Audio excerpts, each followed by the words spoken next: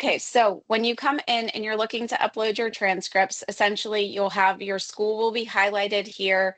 It'll show licensed registered schools. You'll want to click continue, and it's basically going to pop up and it's just going to remind you and just make sure that, yes, this is an active agreement. This is in reference to the active agreement. You'll want to continue, and then you'll want to select your academic year. The 2025-2026 is, Nicole, correct me if I'm wrong, we're looking for 24-25 by September 30th, correct? Yes. Yeah, okay, so you'll want to go in for this deadline specifically, you'll want to select this academic year. You're going to click continue. And the way that this works is it's going to remember your selection. So as I mentioned to you before, if you selected the preferred format, in order for you to be able to continue without minimal disruption, you're going to need to upload a CSV document first. So your CSV document here, and this, everything that you see with the red asterisk off to the left-hand side is a requirement. So the preferred format, it requires you to create a CSV that essentially has the student's first name, the student's last name, the date of birth, which is in the month, day, year format, the transcript file name, and it must include .pdf in that extension itself. So if the email is, or the document name is John Smith, and you see that in your view when you go to search the document, you just want to make sure that it says johnsmith.pdf when you upload the transcript file name. And then one of the following, you don't have to do both. So if you have last four of social security number or the student ID, providing that information in this spreadsheet is part of the preferred format. And then student status, whether that's complete, whether that's withdrawn and complete, whatever your statuses are, we like to have your statuses. As well as your start year and your end year for the individual. Now that could be the same year. It's totally fine if you have it within the same year, but it is just helpful for us to be able to know if this student's record comes through, that essentially we have all of this information. But again, start year, end year is not required. So you can take a look at that and then download specifically the template itself. When you download the template, we do ask that even if you don't have, let's say, the last four of the Social Security and you only have the student ID, do not delete the field. Do not delete the column. Just leave that column blank and submit it without any information in that column. Same thing with the start year and end year. If you choose to not add that data into the CSV, we still need to have those fields when you go to upload the actual CSV document itself. Okay. So once you do that process, you download the template, you fill in the information of the individual or of all of the students. So if you have 50 transcripts that you're going to be uploading to our system, on the CSV itself, you should have 50 student names, date of birth, last four social, file names, etc., included in that document. Okay. Once you fill all that information out, you'll then go to click upload the CSV itself. I'm going to stop sharing my computer just for 1 second so I can get the CSV to upload.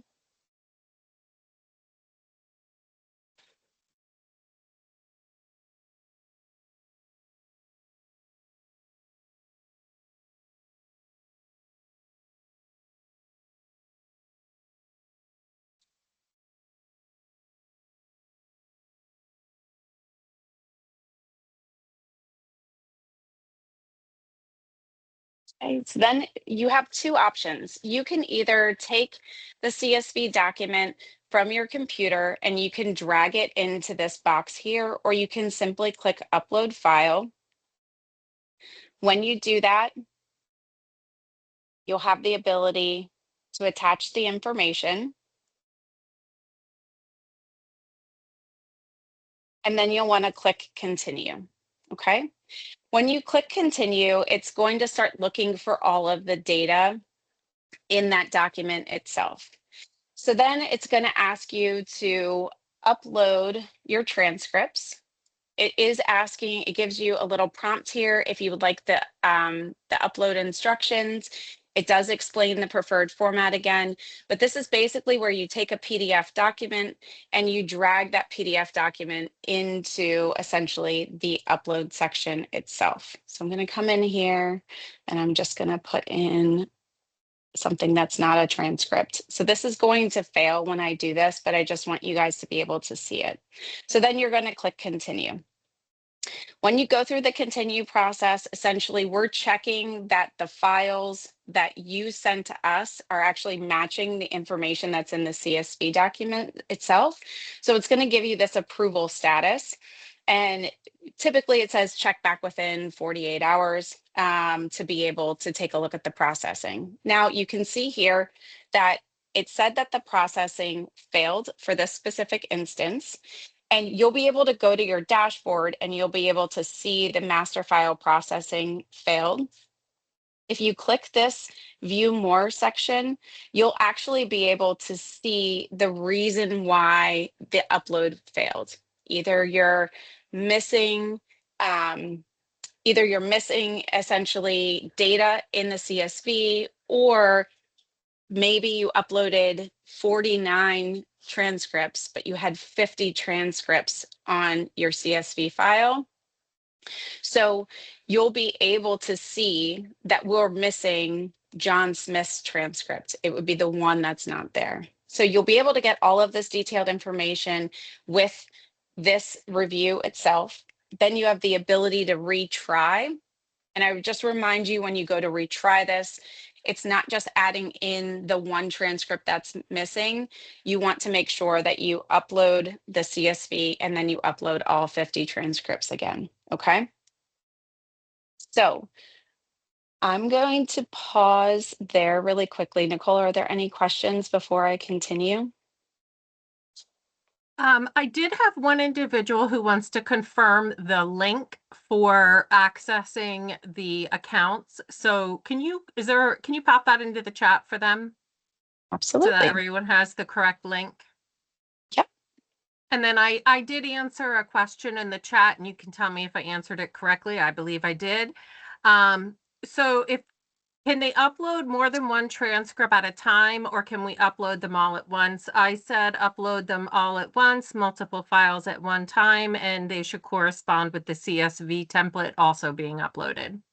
Yes, that is All correct. right. So, Sounds good. yep. So you can do it all in a batch. It's actually easier to do it that way. You can take it from the file and just drag them all into the upload process itself. Okay. Now, That if was everything you, in the chat, Amanda. perfect, thank you. The one thing that I will say that we've encountered a couple different times is when you went in and you signed your contract, you selected the preferred method. And when you go back and you're putting all of the information in the CSV file, you might realize, oh, I don't have everything that's in the preferred method. I don't have the last four of a social security number or a student ID or something to that effect. And so you're missing some data, which will then ultimately, if you bypass it, it's going to result in this master file processing failed. So we've now given you the ability to come in to essentially this dashboard. And if you go to do an upload and you realize, oh step, I can't proceed because I don't have the correct format, you have the ability now to come in here and you can change your service type and your service description. So I'm going to go to one of the other schools here. And I just want to change the description. So again, it's going to have your information listed here.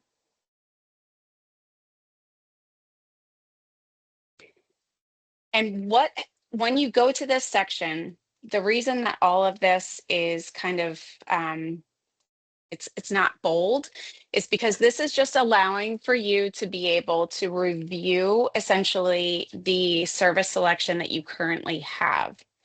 If you're interested in changing your service type, so you know that you're going to have everything digital and you don't have a combination of paper anymore, and they're now in the non-preferred format, so you're missing some data for that CSV, you have the ability to come in now and change your service selection directly through the portal. So you don't have to contact support. We don't have to do anything in the back end anymore. Basically, you're able to click continue, and you can change it from digital, from the combination of both. And you can say, no, it's not in the preferred method. Now, the preferred method, the non-preferred method, we'll send you an updated version of what that looks like in terms of the non-preferred format. But essentially, we're asking for a first name, a last name, the file name itself, and student status. So we're asking for a lot less information. We're still asking for like a ledger that you send to us, but the data points, you don't have to have a date of birth. You don't have to have a last four or a student ID or the start year or end year. We're really just looking for first name, last name, file name, and student status. So then you can click continue, and then from there it'll update essentially the service fee if you're not able to do it in the preferred format. Once you update that, you click continue, you're able to process the payment. It changes everything in the portal itself. So then you would be able to go back, you would be able to upload it in the non-preferred format, and you would be able to continue and not proceed with any errors. Okay?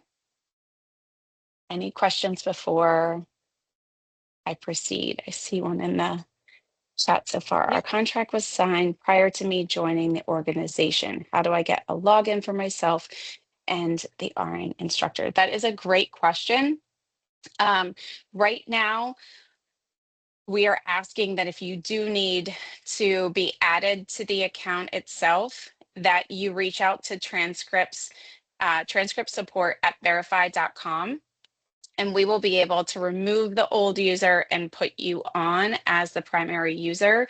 Once you're in, you will be able to add in another individual. So that release is coming probably in the next 2 weeks. Currently at this time, there's only one person allowed on the account, but we are making adjustments so that way if you come in and you're the administrator, you are able to add other people to the account, and that will happen in the next couple of weeks. So we can send a notification out to the Department of Education and they can notify you guys once all of that happens, or we might even just send an email out to all of our users at this point, letting them know that now you'll have the ability to give people access to the system. So if at this current time you're not in the system and you need to get there, I'll drop the support email in the chat, and we'll be able to you can reach out to us and we can get you reset personally. The other thing that I wanted to mention, there have been some emails that went out for schools that were essentially pending a renewal. So if you came in and essentially you were a new school applicants, their first term with Verify is a year long. And so at the end of that term, you will then need to pay a renewal fee. You won't have to sign a new contract because the contract is active as long as we have an agreement with the Department of Education. So once you sign it, it's continuously active. The reason that it would be expired is if the payment essentially lapsed. So when it gets to the close, it's about 30 days prior to expiration, you'll receive an email from Verify. Some of you guys have already done that or received that. And it'll prompt you to come in here, and your status of your contract is going to be pending renewal, and it'll prompt you to pay. So once you come in here, again, it's going to take you back to that service selection option. How are your records currently? Are you able, if you have paper and you can digitize them, I would probably recommend digitizing them. But if you have paper, you can send us paper. But we'll go through. Again, you want to select your service option. Is it preferred or non-preferred? And then you want to be able to continue with your payment itself. Once that payment is updated,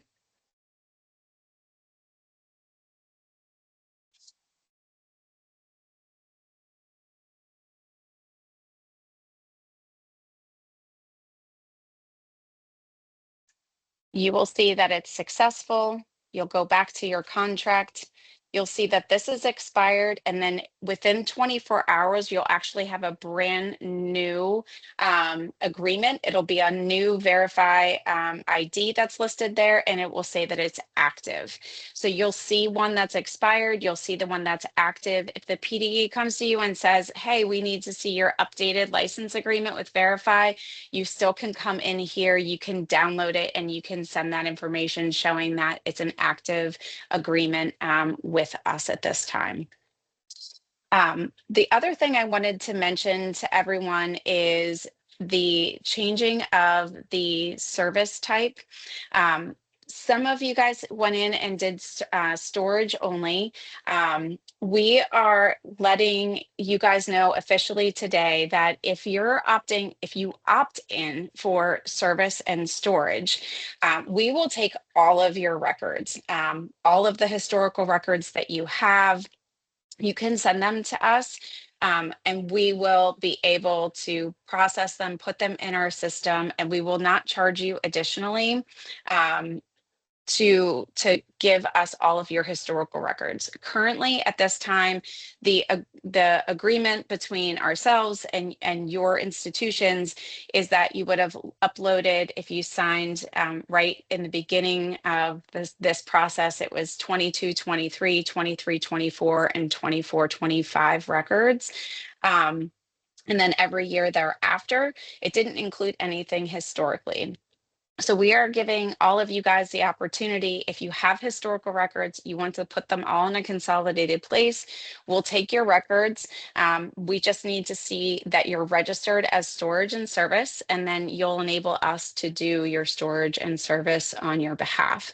I also wanted to remind everyone on the call that if within the 2-year period, we essentially process about 17 transcript requests for your organization. The renewal fee gets waived for you. So you don't have to pay the $250 every year as long as we're processing, it's about 17 records in a 2-year period. And anybody who opts in for that, you'll actually be able to see here how many student requests were made, how many third-party requests were made, and you'll be able to see on an active basis, are you meeting the threshold? Are you going to have to, any expense come your renewal time, et cetera? Any questions before I proceed? How do you One find out just if you, came in. Yep. go ahead, Nicole, sorry, I didn't hear you. Nope, I was just getting ready to tell you that it was there. So how do you find out if you're registered for service and storage? So your contract itself should give you right here at your service type. So you come in, you're at your dashboard, you click on contracts. You'll be able to see whether you've opted in for storage only or storage and service. The other thing is, so when you come in, you'll see here storage only. If you are interested in changing your service type, you really just need to go to settings itself. You'll be able to then select your school status, select continue, and then change to storage and service my records, click continue. And then again, it gives you the option to be able to change your current service selection. So again, if you didn't remember what you had selected, if you know that some of your historical stuff that you want to send to us, you might now have a paper option, you can actually change and update your service selection. So that way we are able to then receive paper records if you do have some paper records. And then it'll change once you sign everything, you change everything. It will then within 24 hours update this to storage and service. And then you can start sending us everything that you have. We'll do essentially a kickoff call with your organization, help you understand what link to put on your site. We'll talk to you about records transfer. What's the easiest way to get the records transferred over, depending upon what you have. And then how many, depending upon how many records you have would then be dependent upon when we would go live. So I see the other question too that says, I want to confirm the cohort years, for example, 23, 24 are transcripts that either graduated or withdrew in those years. So because you're uploading all of your transcripts on an annual basis, we want you to send us everything. So whether they've withdrawn or whether that they graduated, essentially what we're looking for is to have essentially a running tally every single year of all of your transcripts that you have issued. In the subsequent year, if an individual who was with a withdrawn status potentially came back and completed, that's why the status is really important for us to understand, because we will ultimately have two records with the same personal identifiable information. John Smith, same birthday, same four of last social security. And so instead of, if we start to service your records, instead of issuing John Smith a withdrawn and a complete, we would want to only just issue him the complete transcript. So that's why we do ask for essentially the status on the CSV file whenever we get the CSV. It just helps us year over year. If we have duplicate information, we can purge the one that we know isn't necessarily recent. And then I see that you said, can you say again the fee structure if you don't hit the required transcript request? So the annual fee or the biannual fee is $250. If you don't send it in the preferred format, and let's pretend you've got some digital records, some paper records, it's going to be an additional $250. If you have the records that are in the non-preferred format, it tends to be a total of $500, because you're paying for us to kind of take that information, extract it from the document, put it into a way that we can read it, and potentially service it at a future state. So if you do the preferred format, it's $250. If you have to do it in a non-preferred format, it's typically another $250 fee, so a total of $500. But it really is just dependent on your service type, and then your service description as well. So the historical records choice. So let me just confirm, Bob. We are not charging. If you change your service to service and storage, or if you have it as service and storage and you want to send us all of your historical records, there is no fee for that.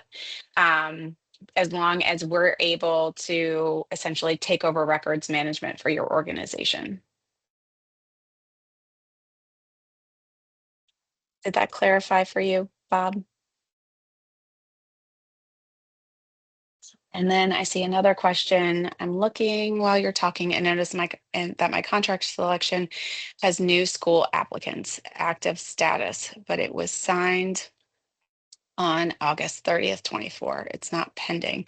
It also does not show a school when you go to the transcript upload. How do I fix this part? Okay, so that's a great question, and I'm glad that you offered up that piece of information. So typically, new school applicants have to have a licensed registered school status in order for you to be able to upload any record. So our system is not designed within the first school of the new new school applicant status. We don't enable any uploads at that time, just because that was kind of the terms that we had discussed with the Department of Education. So if you're not seeing right now, so August 30th, you should see that it should be a pending status. So if you wouldn't mind, Jillian, maybe just sending support transcript support at verify.com, sending an email to them, letting them know that your contract is about to expire, and that you should have the ability to come in here under your contract section, and you should be able to then pay the new fee. Once you pay the new fee, you will also be opted to select your services, because you never were required to select your services before. So you'll go through essentially another contract signing for anybody that's a new school applicant. You'll select your services, and then you'll see two contracts, one that's expired and then one that essentially lists the active contract that's now showing you as a licensed and registered institution. Once you're there, then you'll have the ability to go back in and then upload the records. So currently at this time, because you're a new school applicant, it's not enabling you to do any uploads. But as soon as you change your upgrade, or you adjust it and change your contract school status to licensed and registered, you will be able to do so. All right, Bob, I see the additional clarity. So if you don't hit the 17 transcripts requested by past students, what would be the charge? So whatever your service fee was when you initially signed up, whether it was $250, whether it was $500, depending upon your service selection, that would be the fee. So it doesn't go up in any way. You're still paying the same amount. This is just a way for you to be able to potentially reduce that financial burden on your school.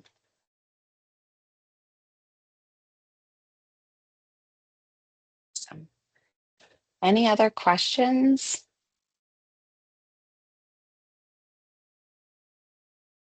Now, I wanted to also mention as well, there have been some schools that last year you were not under contract with Verify, and you did an upload with us via a SharePoint site. If that was the case, what we ask you to do is you will need to come in here. You will need to start the process. You'll need to create an account. You'll need to select your service type. But when you come into your dashboard, you will most likely come into your dashboard and it's going to be a bunch of zeros. I don't want you to get super nervous when that happens. It just means we were waiting for you to create your account in order for us to take those records and put them into the portal itself. So when you walk in here and if you see zero, or if the number isn't from a transcript stored versus transcript ingested, if it's still reading at a zero, reach out to transcript support at verify.com, let them know, and then we'll begin the ingestion process. So what you'll see here is you'll see stored versus ingested. Ingested basically means that we took all of that data and we pulled it into our system. And so it's searchable if it's required to be searchable. So that's really, if you had that happen in the past, you uploaded via a SharePoint link and you're not seeing your data there, just reach out to us and we'll make sure that we can help you out. Please remind me, if we don't have a date of birth or social security number, how to leave it blank without failing the upload. Great question, Katie. So if you don't have the date of birth or social security number, one, you need to make sure that your service description is the non-preferred format. So again, if you ever have any questions, you can always just go to your contract itself. You can take a look at the contract. So you basically will want to view your contract and see which service selection that you had, or you can always just go into the service description itself. Just click here and you'll be able to see what your current service selection is, number one. So if you don't have date of birth or the last four of the social or a student ID, what you'll need to do is make sure that you are uploading digital records in the non-preferred format. So this no section needs to be checked off here, okay? Then if that's the case, what you'll need to do during the upload process is you fill out the CSV, all of the fields that you currently have. So first name, last name, PDF name, But you'll see in the actual CSV document, there's still going to be a column for date of birth. There's still going to be a column for last four social security number. Do not delete those columns. If you delete those columns, it will actually trigger a fail when you go to do your master file processing. So just leave it blank. Make sure that you don't change the headers on the actual CSV document itself, and then everything should move through pretty easily and smoothly. If storage and service was the plan, is there a charge for students to request their transcript when they click the respective link? There is a charge for the students to request their transcripts. So we charge $25 for the students to request their transcript, and then there's a $50 fee for a third party that requests the transcripts. We have found that pretty much anybody that comes in, it's kind of the standard for the fee for the request itself. And they're not typically coming back to us with any requests around that or feeling like that's an exorbitant cost. So it does give them a fee to be able to process it. And basically we automate the process so they're receiving their transcript within like 30 seconds time. So it comes in, we do comply with the highest levels of FERPA compliance. So we do ID verification prior to issuance to ensure they are who they say they are. And if you guys are interested, I can walk you through how quick and easy it is. It's about a 5-minute process that the student goes through. All right. Can you upload transcripts on a regular basis, or does it have to be done one time a year? That's a great question, Markel. And I hope I said your name correctly. I apologize if I didn't. So you can upload it every time you have a graduating class. So you don't have to do it one time every 6 weeks. If you're interested in taking those transcripts and sending them over to us, you're able to do so. And then that helps with essentially the one time a year having too much of an effort or work to get them over there. Also, I don't know if you're utilizing any type of student information system. If you are and you're interested in us potentially being able to have some type of connection to that student information system, please reach out to us and we'll be able to see if we can contact or if we already have some type of connection with that organization and see if we can make your life a little bit easier and you don't have to do the download and upload.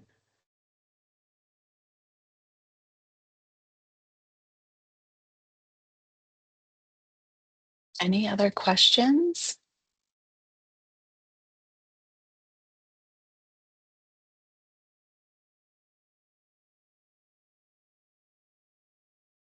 You guys are quiet this time.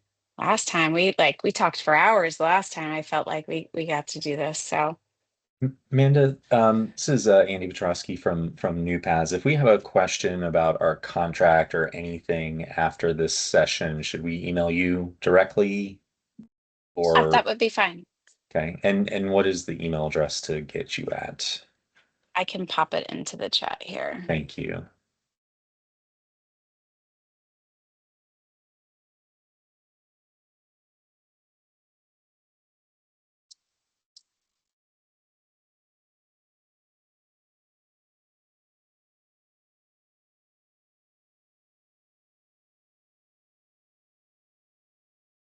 Just putting in all the information that I promised to put in the chat so that way you guys have it.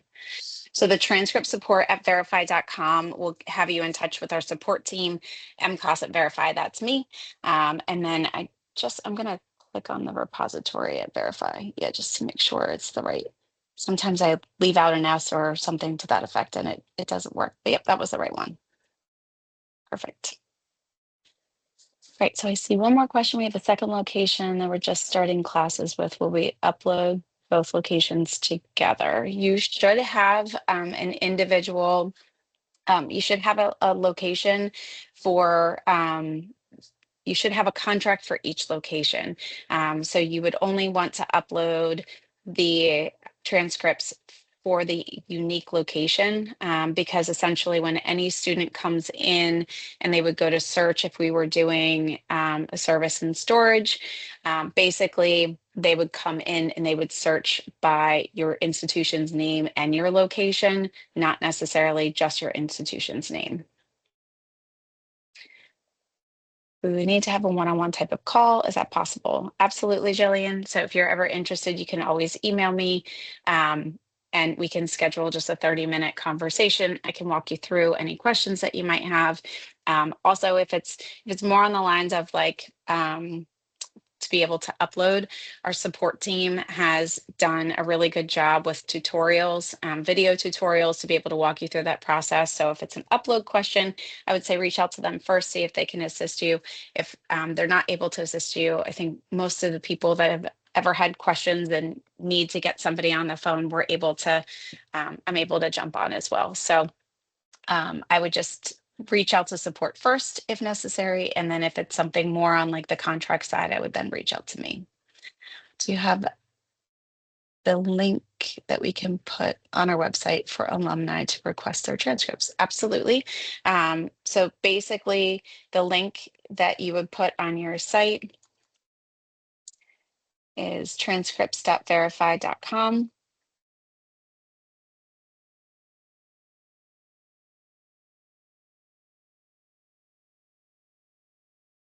So as soon as we receive your records, we ingest those records, and then we would confirm with you that essentially they're ready to go and that they would be searchable. You would then take that link, you would be able to put it on your site. It directs everybody to this, this opening page, allowing them to order their own credentials, or if it's a third-party request, they're a third party, they can opt in for that as well, and then they would continue through with the process. What was that site again? Transcripts.verify.com. I put it in the chat for you. Awesome, thank you. Sure. I have a question. Sure. Yeah, I might have missed it. This is ITTI. How current and how far back do we have to upload these records? So, so the contract itself states, at the time that you had signed the agreement. So I'm not sure at what time that you had signed the agreement with Verify, but you had uploaded the previous 2 years. So when this all began, it was 22, 23, 23, 24, 24, 25, and then every year thereafter. So that's technically what you're required to. And Nicole, if you wanted to pop in on that, you can correct me if I'm wrong. Yes. So yes, this all this whole campaign started with getting the most recent years. And it is after this September 30th that we will be reaching out to all the existing schools to request you upload your historical transcripts. So that is what Manda's team is offering to you now. If you would like to go ahead and start that process, it's from the time the school opened. So it's all historical transcripts for the school. You will be at some point required to upload those. Verify is just offering to go ahead and allow you to start that process and get those records ingested rather than waiting for staff to reach out to you. So Amanda, I hope that helps. Yes. I know our school opened up in 1992. Correct. And you are required to have those records stored for 50 years. So it would be any records that are 50 years old would need to go to the repository. Okay. And do we start from the present to the past or the past to the present? Well, you're starting with the present so that we have the most recent records on Right. file for the past Mhm. 4 academic years. And now then we will go back and start with the historical. I would Okay. start with the And most recent and go back because those are the ones who are going to more likely recent. request their And what's the records. time? What was What's that? the- I think you're breaking up. I didn't catch it.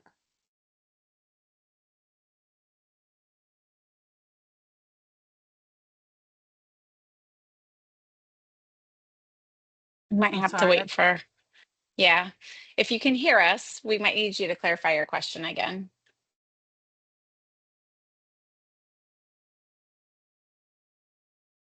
Bob, All right. your school will have to have them uploaded by end of this year. Just kidding. We'll give you a sufficient amount of time. I understand we're going to have to work with every school because every school is going to have a different situation. But yeah, so we understand, you know, like the schools that are open since 1992 are obviously going to have a lot more to undertake, and especially since those records are probably paper copies.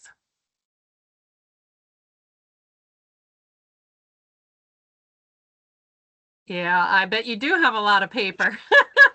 If you have somebody who can start scanning, that might be your best option at this point. All right, Amanda, I'm going to turn it back over to you. Okay, thank you.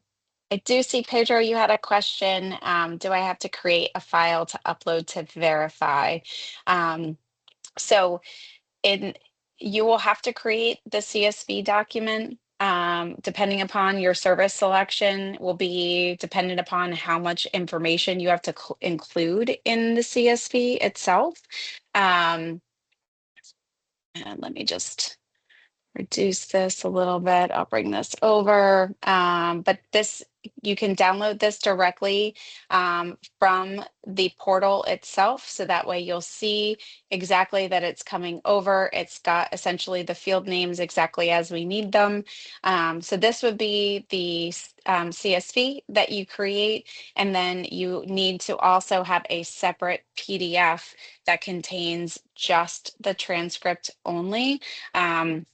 So that was the one thing that I also did want to provide a little bit of additional clarity. We're not seeing a ton of this, but just so that way you're aware, we're not interested in any financial records, any course ledgers, anything other than the transcript. That's all that we're really looking for is just the transcript itself.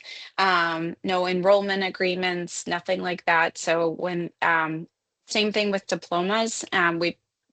The challenge with diplomas are they don't really contain a ton of personal identifiable information on the diplomas. Or any certificates that you might have, those make it really difficult for us to be able to then like sort them and then send them or issue them to an individual just because it's not providing a ton of detail on the certificate itself. So just the transcript only, and just make sure that those are in a PDF format. And then I saw a message from Chris. If you had just one file that you didn't have a social for, are you required to completely change to non-preferred status, or would you be charged for, extra for every file, or just the one file which you don't have the info for? That's a good question. So I will say that we would not charge you for that one transcript that doesn't have a social. What I would request that you would do in that case would be to reach out to us and let us know that you have one transcript that does not have a social security number. And then we would prompt you with a special code that you would put in that field. So the one thing with the social security information, we have a way to be able to search even if the person if the social security doesn't technically match, because the individual is going to provide us with the social security when they go to do a search itself. And so we just want to make sure that one, it doesn't look like you're trying to manipulate the data, right? We want the data as clean as we possibly can because we do need to reference it year over year. And we want to make sure that if any reason there are duplicate records, right, a withdrawn, incomplete that's now a withdrawn complete, that we're able to replace that with the accurate record. So I would say if you have one unique instance like that where you don't have a social security, just reach out to us and then we'll provide you with the information that you can fill into that so that way you don't have to change your service selection. If historical records will now be uploaded, does that mean all programs offered and previously offered from the school will now be uploaded, non-degree programs. So from a historical perspective, again, we just wanted to make sure that if you're changing your service description, we're doing service and storage, that's where the bulk of, that's where we're saying, okay, send us everything that you'll have and we'll be able to then start servicing it. Nicole, I saw you pop in real quick. I just want to make sure, did you want to add anything there? No, I was just, I'm gearing up for some of the other questions that I see. Okay. Okay. So just so everybody's aware, you are not required to upload all of your historical records. The goal with the Department of Education is to have all of your records kind of digitally backed up. But contractually, the agreement that you signed with Verif-y says the 3 years. So if you're willing and you're interested in changing to service and storage, we are saying, please send us all that you have so that way we can start servicing all of your records on your behalf.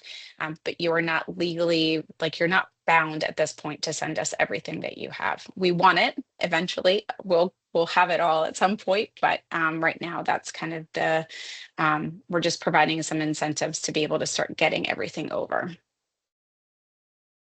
Yeah, so just to address some of the questions from PDE standpoint, it would be all board approved programs that have been offered at the school, whether they withdrew or were terminated, graduated, they would get uploaded, and it's all programs approved by the board. It doesn't matter if they're degree or non-degree. It would be all programs approved by the State Board of Private Licensed Schools.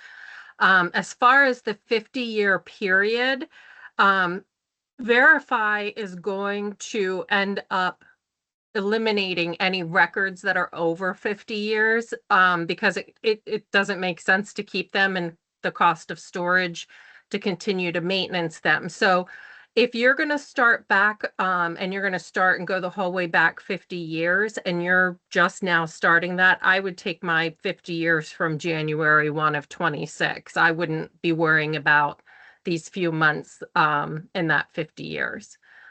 For nursing assistant, nurse aide, we do not require that you keep a receipt for payment with the transcript. So no, a receipt for payment for a program would not be necessary in conjunction with the transcript for uploads. And real quick, I can always show you as well, when you come into your portal, when you click on the contract itself, and I think it might have timed me out a little bit. There we go. You'll be able to see here essentially this amount that was paid. So there will be receipts that are being sent out once you've done the payment itself. But if you ever need to reference it for whatever purposes, if you haven't paid, this will be blank, just so you know.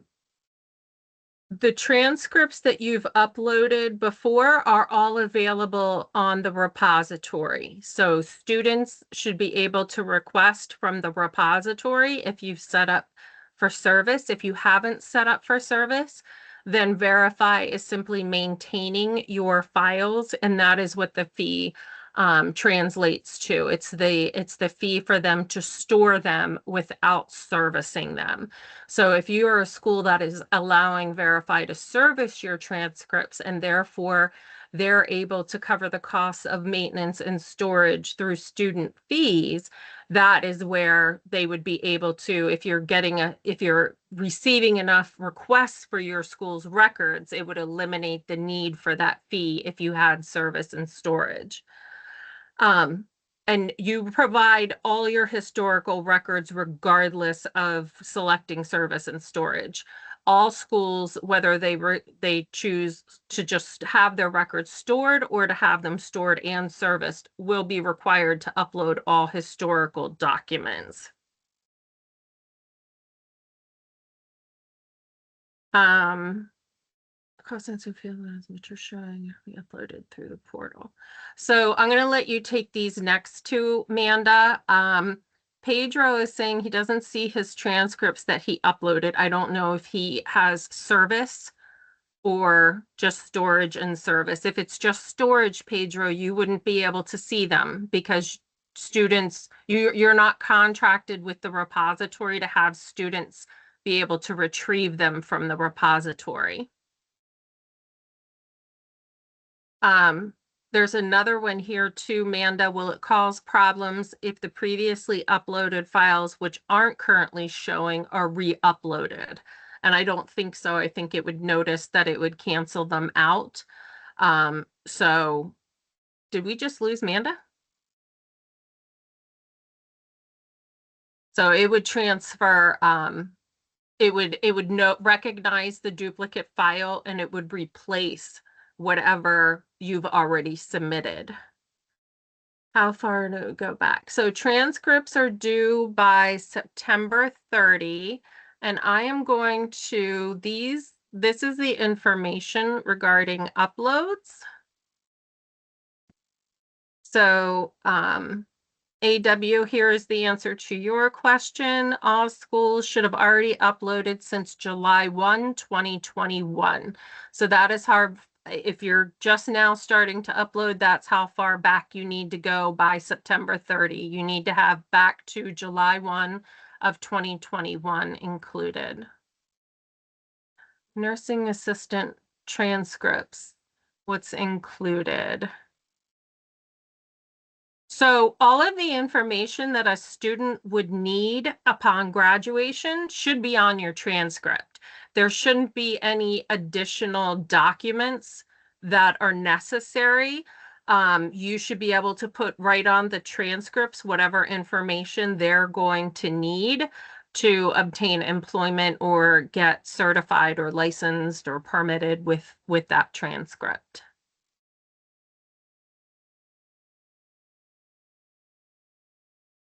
I do think we somehow lost Amanda. So I am going to ask at this time if you guys have any additional questions. I do believe she was getting ready to wrap up. I'm going to keep the chat open. And if anybody has questions, feel free to come off mute. I will try to answer them for you and or put them in the chat. And I'll give you guys a couple minutes. If everybody's good to go, then we will head on out.